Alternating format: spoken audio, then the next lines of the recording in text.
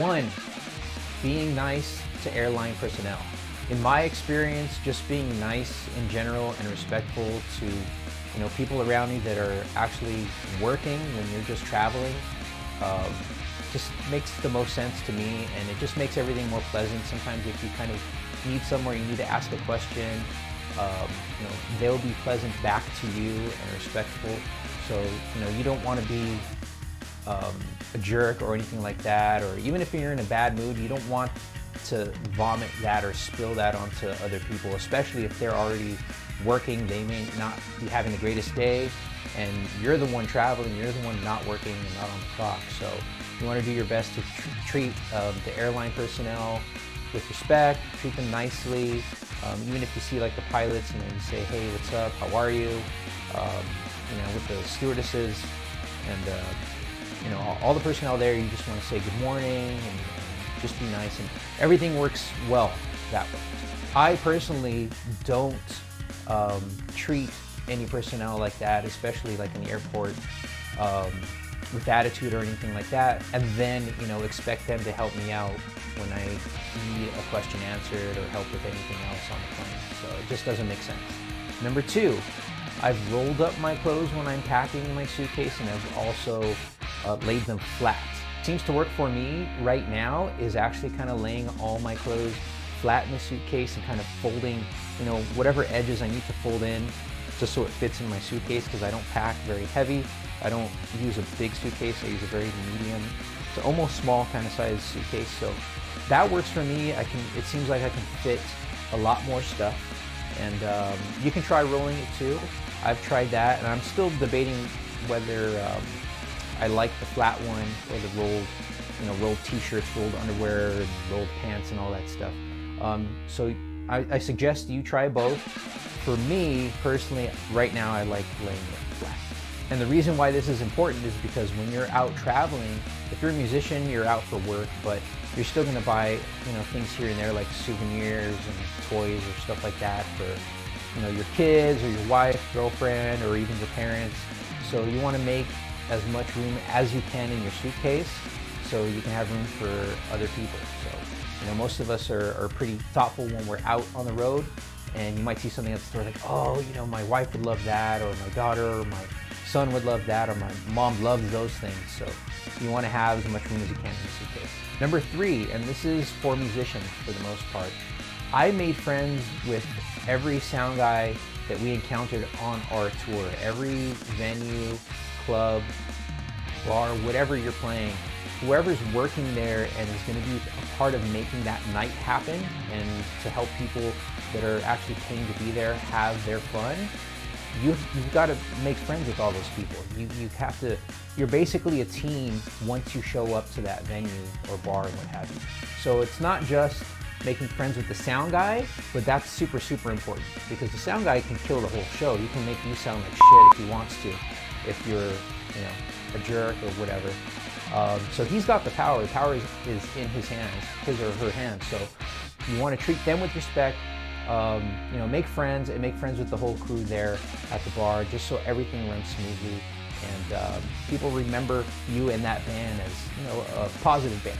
So the saying goes, you get more bees with honey.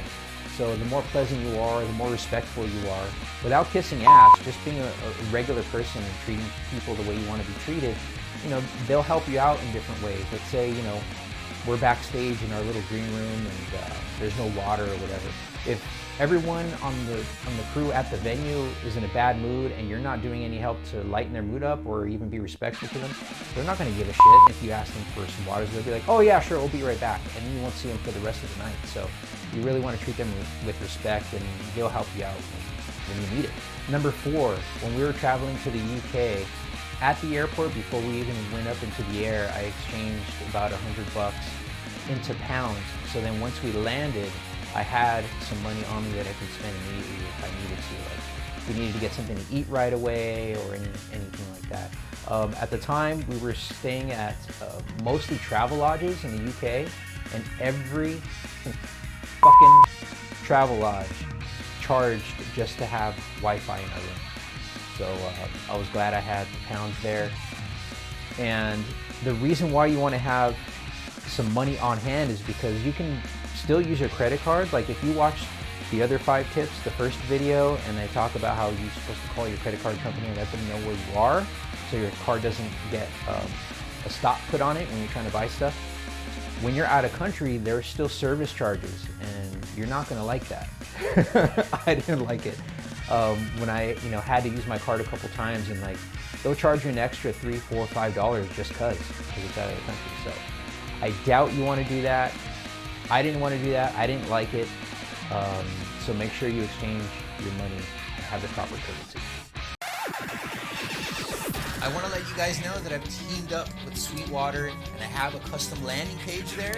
You can look at all of the stuff that I use. You can also purchase it. There's stuff under all of that, which is stuff I recommend that I think is really cool. You could also check out any of the vocal stuff, guitar stuff. You can go anywhere and navigate through their whole website through my link. I get a small commission of that. So just so you guys know, full disclosure, if you guys feel like giving back to my channel in any way, that would be a great way. You guys would be buying stuff that you want or need, and I would be getting a tiny commission off that. So have fun on that landing page. Check it out below. It's in every video of mine here on DRUM-THRU Drive-In. I'll see you guys in the next video. Number 5, last one. I wrapped my wine bottle that I got in France in a whole bunch of shirts and clothes, and I think I even had a plastic bag, and then put that in the plastic bag, and then packed it in my stuff, and I checked that bag. So instead of trying to bring it with me on the plane, which I don't even think you can do, just give it as much cushion as you can with the clothes you have, right? Those clothes are kind of like a tool, once you have a bottle like that you're trying to protect. So one time I got a bottle of Bordeaux in Bordeaux for my wife, and I got it home and kept it safe, and we saved it for a few years until one of our anniversaries, I believe, and we cracked it open. But what I did was I wrapped my shirts around it, and then I put it in a plastic bag, so just in case it's still, broke or shattered and cracked, I would have been bummed, but at least it didn't like stain and like devour and kill the rest of my clothes. It was just whatever I wrapped around it. So whether you decide to buy some cool, foreign liquor or wine like I did, or anything like that, that's a liquid in a glass bottle or what have you, wrap it in clothing, pack it, check it. Okay, quick recap. So 1, be nice to airplane personnel. 2, when you pack, try rolling up all your clothing or laying them flat in your suitcase. 3, for musicians, make friends with the sound guy and the whole crew there at the venue, bar, club, whatever it is. Number 4, make sure you exchange your US currency or whatever currency you're at that moment, and exchange it ahead of time. So when you land at your destination, you already have some money at hand that you can spend. And last one, number 5, make sure you wrap your wine bottle, souvenir, liquor bottle, or what have you with some clothes, and check that bag so you can get it home. I hope this part 2 of 5 traveling tips helps you and serves you. This is stuff that I've done through experience. I feel this stuff works. It works for me, and I hope it works for you. Try it. Let me know if any of them were beneficial to you, and I hope they were. Leave a comment below if you already know any of these, or if you have actually more tips that I didn't mention, put them in the comments below, and I'll take a look. If you haven't watched part 1 of 5 traveling tips you must know, check that one out. It's right here. No, right here. That one, yeah.